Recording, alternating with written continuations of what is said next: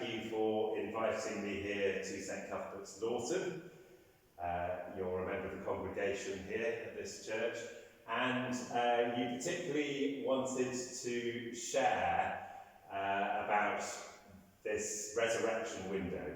You're fond of it, and you wanted to tell others why. So I look forward to hearing what you've got to say. Thank you.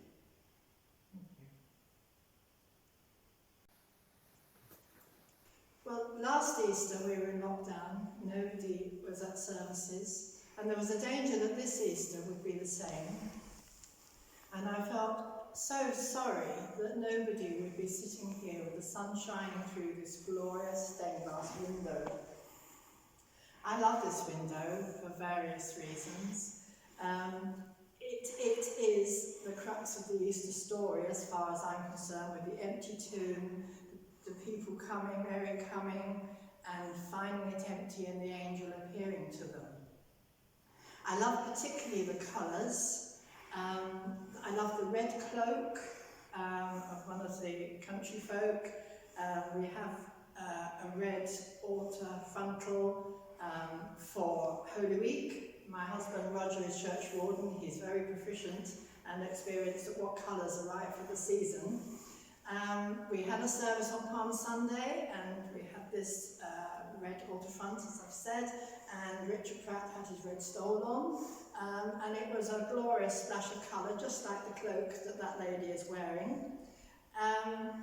The angel has a white top on, and for Easter Sunday this will be changed to white. In fact, on Maundy Thursday the altar frontal will be changed to white. I love the fact that they look quite ordinary people, not very different from us. I'm not sure whether the long hair is a man or a woman, but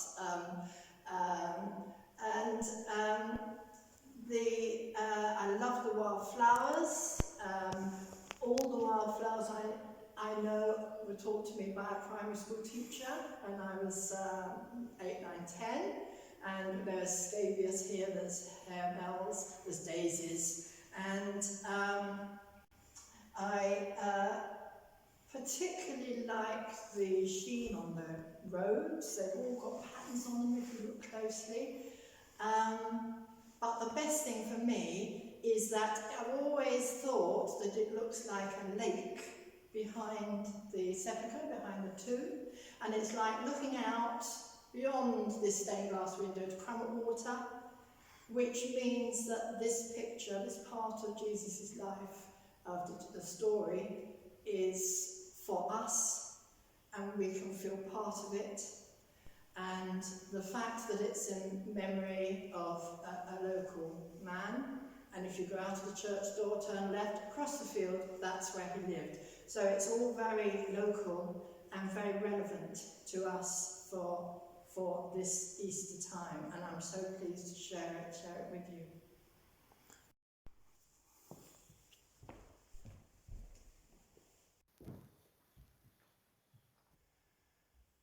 Well, thank you for what you said, Anne, and I particularly liked how you said how they were depicted like local country folk, so making and those links between here and that original Easter story.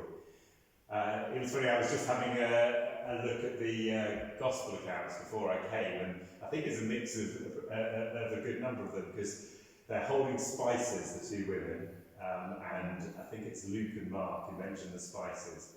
And then it's definitely got the one angel coming down, the stone's been rolled away and the angel's sitting on it, and that's Matthew. And I think you've got something to say about the palm branch, haven't you? And then you spoke about the depiction like local country folk. Well, it's Simon Peter and the other disciple, and they're in John. So there we go. We've got a good depiction of all the main resurrection stories there. Did you say you? Yes, I think perhaps quite a few people don't notice that the angel's holding what I think of as a palm.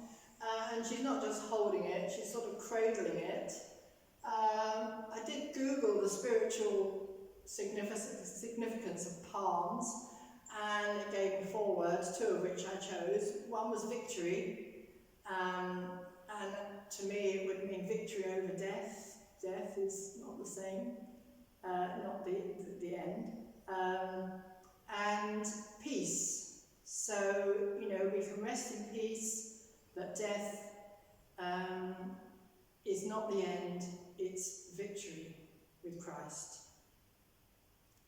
Thank you, Anne. And that's such an important message at this time, which has been such a struggle for so many, hasn't it? That victory over death and hope in all circumstances. Yes. So thank you for sharing that. Thank you.